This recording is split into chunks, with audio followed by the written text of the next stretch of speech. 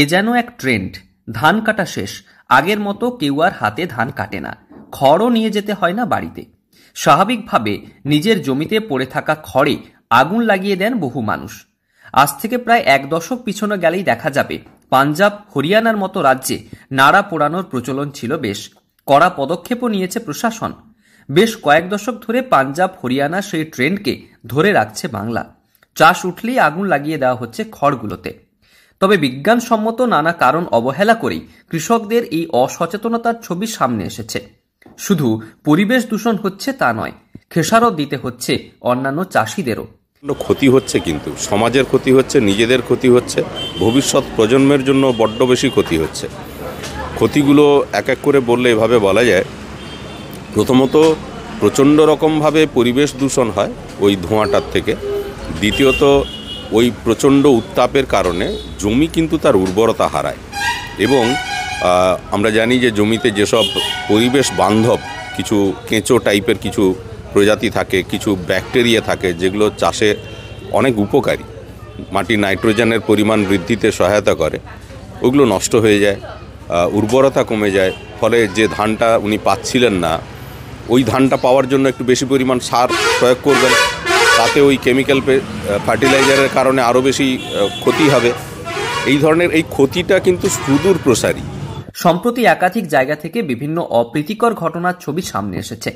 কখনো দাঁতন, কখনো নারায়ণগড়, আবার কখনো চন্দ্রকোনা বা দাসপুর এলাকায় নাড়া পোড়ানোকে ঘিরে বেশ কয়েক বিঘা এলাকায় অগ্নিকাণ্ডের ঘটনা ঘটে। প্রশাসনের নিষেধাজ্ঞাকে বুড়ো আঙুল দেখিয়ে এমন ঘটনা সৃষ্টি করছেন কতিপয় চাষিরা, আর এতেই পুড়ে ছাই হচ্ছে সোনালী ফসল, উর্বরতা হারাচ্ছে চাষের জমি, তাতেও যেন থোড়াই কেয়ার। সম্প্রতি পিংলাতে নাড়াতে লাগানো আগুন থেকে বিধ্বংসী অগ্নিকাণ্ডের ঘটনা ঘটে। অনুমান করা হয় বেশ কয়েকশো বিঘা জমিতে আগুন ছড়িয়ে পড়ে। শুধু তাই নয়, মাঠে শুকাতে দেওয়া ধান ভস্মীভূত হয় নাড়ার কারণে। বিঘা 3 জমি ধান মানে প্রায় পুড়ে গেছে ধান। মানে কি কাটা ছিল নাকি? না, মেশিনে কেটে রোদে দেওয়া ছিল। মেশিনে কেটে রোদে দেওয়া ছিল মেশিনে কেটে মাঠের মধ্যেই। মাঠের মধ্যে। কি বলবেন এরকম একটা নৃশংসতা? এটা আমি চাই যে ও ধানটা ও লেলো, আমার ক্ষতিপূরণ ও দিয়ে দেবে। শুধু তাই নয়, মাঠে শুকোতে দেওয়া ধান ভস্মীভূত হয় নাড়ার আগুনে। পরিস্থিতির খবর পেয়ে ঘটনাস্থলে আসে পিংলা থানার পুলিশ।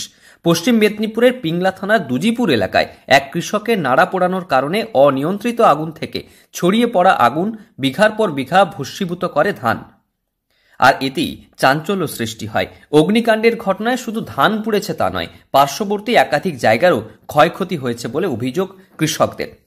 তবে পরিবেশ প্রেমীরা জানাচ্ছেন, নাড়া পোড়ানোর কারণে শুধু খড় পুড়ছে তা নয়, কিংবা এর ফলে যে সাধারণ মানুষের কিছুটা কাজ কমছে তা নয়, উর্বরতা হারাচ্ছে ধান চাষের জমি, ক্ষতি হচ্ছে অন্যান্য কৃষকদের, দূষিত হচ্ছে বাতাস।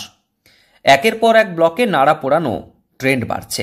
বারংবার সংবাদ মাধ্যম, প্রশাসন, কৃষি বিভাগের তরফে সচেতনতামূলক আয়োজন করা হলেও পরোয়া করছেন না বেশ কয়েকজন কৃষক, আর তারই খেসারত গুনতে হচ্ছে অন্যদের। তবে এই ট্রেন্ডের শেষ কোথায় তা জানে না কেউই। পশ্চিম মেদিনীপুর থেকে রঞ্জন চন্দ্রের রিপোর্ট, লোকাল 18 বাংলা।